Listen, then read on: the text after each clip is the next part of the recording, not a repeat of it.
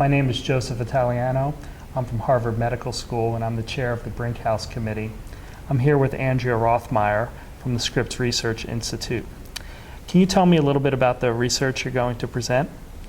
Yes, the research I'm presenting is about macrophages and how they regulate inflammation and thrombosis, and how the players are intertwined on several levels so that both branches, so to speak, come together and promote the disease.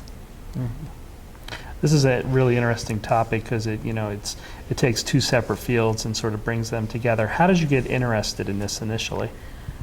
At very first, my training was in more pharmacological aspect of cardiovascular diseases, and I transferred to the Scripps Research Institute in order to pursue more basic science approach. And when I came to Dr. Ruff's lab, my collaborator had already worked on that topic of macrophages and how the macrophages regulate the tissue factor, and his findings were very intriguing, so I continued his project from a physiological level to a really molecular level, where we identified the key players and how the mechanisms really work on a single cell level. So you talk about these mechanisms. What were the major findings of your study? The major findings were that P2X7 receptor, which is expressed by inflammatory macrophages, responds to cell danger signals in form of high level of ATP. And the response is that, for one, inflammasome is activated, caspase-1 is activated, and IL-1 beta is secreted. For the other part, tissue factor is activated in the cell surface and released on microparticles. Now, what we found is that both branches are dependent on thyrodoxin reductase system, and that not only that, but also that caspase-1 is not only responsible for the IL-1 beta secretion, but also for the release of the tissue factor positive microparticles through probably processing of the cytoskeleton modifications.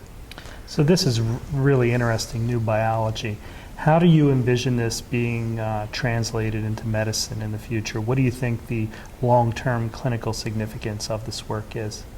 So when we worked on this project, in the back of our mind, we always had the context of arteriosclerosis, because that's where the macrophages are the major orchestrators between inflammation and coagulation.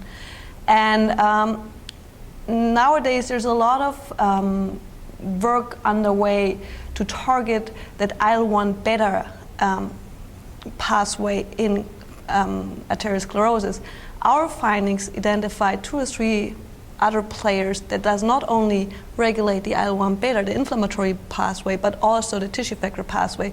So you could target and hit both with one shot, so to say. Plus, we identified quite a few proteins that are released during this whole pathway that might serve as diagnostic markers for testing patient samples, or yeah. Thank you very much for sharing this interesting work with us. Thank you.